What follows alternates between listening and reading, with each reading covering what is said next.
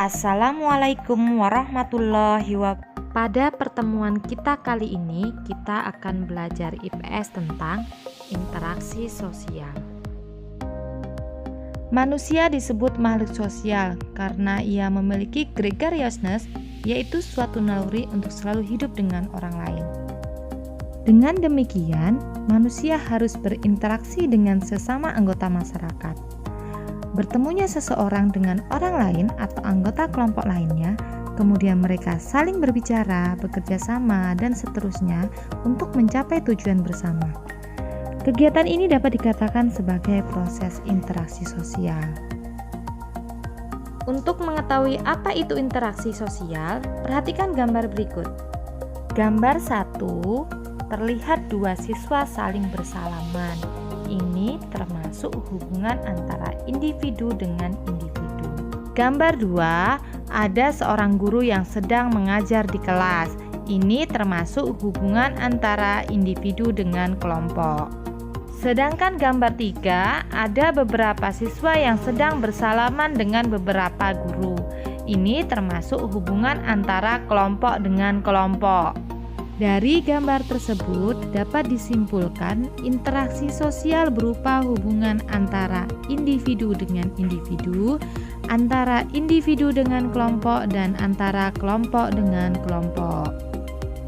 Jadi, pengertian interaksi sosial adalah hubungan timbal balik antara individu dengan individu, individu dengan kelompok, dan kelompok dengan kelompok. Dalam interaksi sosial, hubungan yang terjadi harus dilakukan secara timbal balik oleh kedua belah pihak. Artinya, kedua belah pihak harus saling merespon. Jika yang satu bertanya, maka dia menjawab. Jika diminta bantuan, dia membantu. Jika diajak bermain, dia ikut main. 2. Syarat interaksi sosial. Interaksi sosial tidak terjadi begitu saja. Syarat terjadinya interaksi sosial ada 2, yaitu adanya kontak sosial dan adanya komunikasi. Jadi, tanpa adanya kedua syarat itu, interaksi sosial tidak akan terjadi. Kata kontak berasal dari bahasa Latin, con atau cum yang berarti bersama-sama dan tengo yang mempunyai arti menyentuh. Kontak sosial dapat terbentuk apabila terdapat respon dari pihak lain. Saling berjabat tangan, melempar senyuman, dan bertatap muka menunjukkan contoh kontak sosial. Berdasarkan proses berlangsungnya, kontak sosial dibedakan menjadi 2. Kontak sosial langsung atau primer dan kontak sosial tidak langsung atau sekunder. Contoh kontak sosial primer atau langsung adalah dengan cara berjabat tangan, berbicara. Sedangkan contoh kontak sosial tidak langsung atau sekunder contohnya melalui telepon, SMS, surat, chatting, dan lain-lain. Sedangkan komunikasi dapat diartikan sebagai kegiatan penyampaian pesan dari seseorang kepada orang lain, baik secara langsung maupun tidak langsung. Dalam kegiatan komunikasi, orang yang menyampaikan pesan disebut komunikator, dan orang yang menerima pesan disebut komunikan. Contoh komunikasi adalah saat siswa bertanya kepada guru dan guru menjawab pertanyaan siswa, maka telah terjadilah komunikasi.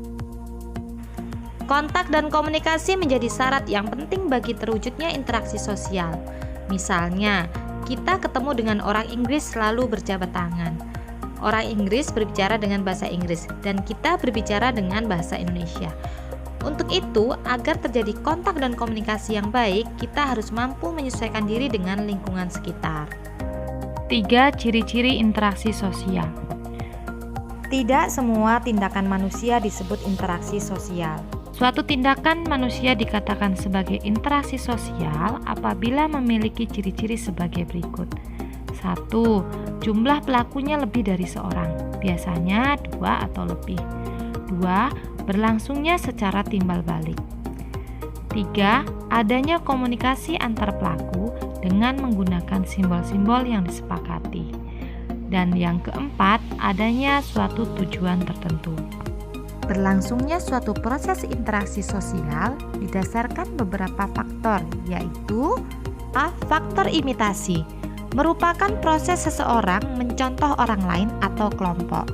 Misalnya, seorang anak perempuan bermain masak-masakan karena melihat ibunya pada saat memasak di dapur. B. Faktor sugesti, merupakan pengaruh yang dapat menggerakkan hati orang. Misalnya, seorang dokter yang memberikan saran kepada pasien, kemudian pasien tersebut akan mengikuti saran tersebut tanpa berpikir panjang. C. Faktor identifikasi, merupakan kecenderungan atau keinginan untuk menjadi sama dengan orang lain. Misalnya, seorang anak yang mengidolakan pemain bola, sehingga semua tingkah laku idolanya akan dilakukan. D. Faktor simpati, merupakan kemampuan untuk merasakan diri seolah-olah merasakan keadaan orang lain.